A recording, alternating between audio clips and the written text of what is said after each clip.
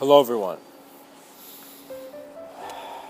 Today's talk is titled How to Present Oneself to Others. You see, this is a very personal thing and I can't say much about it, but what Mr.Within wants to communicate is that we are leaving behind something. And if we want to categorize it as our deeds, our acts, our bad things, our right things, or we can just call it our expression. We have a life expression. In this life process, we're manifest, we're some form of intelligent and transcendent energy, and we're here in a self-aware manner observing things. It's very important how you communicate about reality because it is suggesting what there is to work with. What that means is if you look around and you see everyone's judging you, everyone's a sick person, everyone's something, well, we cannot have the experiences of everybody, so we are in our own conclusions wondering why the world is in such a way. So we must have an ability to be very honest with ourselves and at some point acknowledge the things we don't know. In ancient traditions, wisdom began when you acknowledged nothing, no thing. When you began to see that this life its glow is in the way we are approaching it and how much our experience is presenting the greatest vision. What that means is some people are helping you right now in regards to what's out there in society and how to maintain and stabilizing your externality. That's fine and that is good. That is being done. Now what needs to be put more focus on is man's multidimensional exploration. And so how one presents themselves in front of others is very important because you can either be very honest and stop the acts which you think you have to maintain for social sustenance, or you simply see that there is no need to question the answers that we are. It was very funny. One thing where I wasn't mindful of, but later on I became observant of, I'm like, why am I using the mechanism of thought of a problem and an answer? What is presence but beyond the spectrum? The totality of our experience is found within us, and that is a very important thing to self-realize.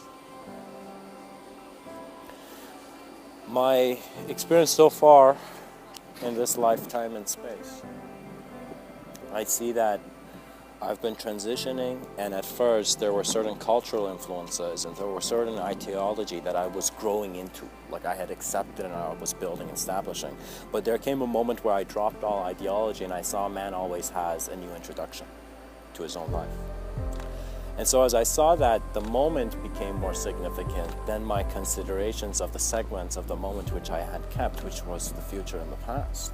Because the past happened, so it is information, and the future is information that is unknown. So man is between his unknown and knowing, and so that is why he is bringing such a problematic view to even the views of space and time. These are questions that once asked, you go into a different state of consciousness. And so this self-exploration, this view in the mirror of existence is very crucial. Because you begin to see if you are still wanting to continue with your same judgment system, your operating system. What that means is you go around and you're like, okay, this act means like this act means this act means this. You're suddenly saying, do I need to have all these things mean like this? Do I constantly need to get agitated from the noise this guy's making that's not respecting me, that's not putting me in my proper place? Communication needs to authentically be done, and so your trust in life will make you a good communicator. Because you need to trust that the audience will hear you, or if you don't, you will never speak. This trust must be in your abstractions as well. So what that means is man is finding himself to have a lot of confusion and exploring multidimensionality because he is considering himself in a certain dimension. And that is the flaw of the river of the stream of consciousness that is present in man's gaze. Vision does not belong to any man because man is a vision. The idea of man is a view. It is a view that is here, but the relevance is kept by the observer.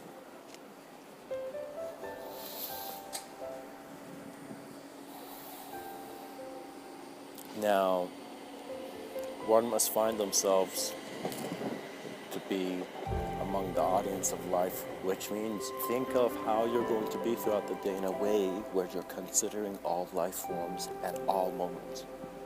So you're no longer just trying to look good in front of certain people. You're being something for the whole day. You're being aware for the whole day. You're being mindful for the whole day. For example, you are making a decision and experiencing what that decision is doing. And the experiencer is untouched and it's undefinable. So the guilt was for a definable person. Guilt was for someone you could see who had done something wrong. But the aspects of man's greater experience are not ones where thought can shape. It is actually the moment where we become aware of what is keeping thought in our awareness, what is keeping manifestation in our awareness, and our subtlety and our subtlety in our awareness to how we are present begins to be so deep that it ignites into a multidimensional framework. And so multidimensionality was simply how man was inspired by his breath to be in many moments. You see, man is opening up now, and it's very interesting for me, because after time of just looking at the human condition, human experience, you realize that some aspects of it you can contribute to, some aspects of it you don't need to contribute, it's just evolving on its own.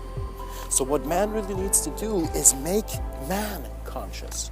The greatest help we can do for this world is make human beings be aware of what they are, for in their awareness they will begin to have a greater choice in deciding what they want or what they don't want.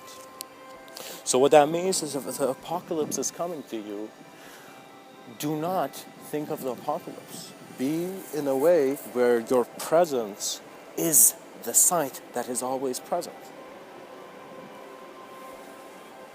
Because knowing has a transparent and transcendental quality, which many people call intuition, but it is an aspect of your existential intelligence that is seeing.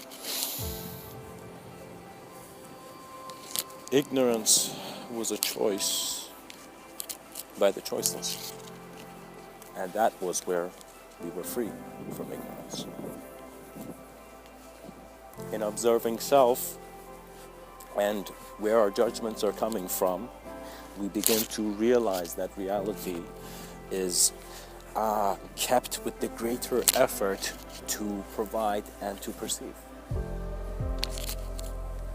I noticed that there's some views, and I could go dissolve into my internal experience, but when you begin to look at the human being needs to have work done. Do you know? It's like no. It's as if there haven't been enough engineers working on the human, civilization.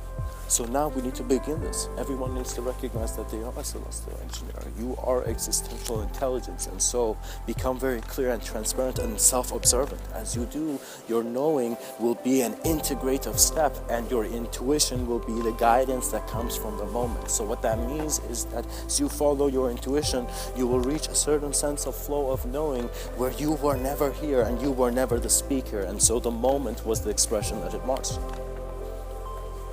And so one is no longer realizing or thinking about how to present themselves. Their existential trust in this cosmic life force is their maintenance. And so they then dissolve into greater internal experiences of devotion. And so life is becoming more blissful, and they are amplifying. It's as if all of life wants to lead this being to a sense of amplified presence. And this amplified presence comes not from just what you think you know and what you don't know. It comes from the observance of all duality kept by you in your vision. Man can return to a source in which externality and internality never had to be in a cause and effect framework. And in an instant, here we are.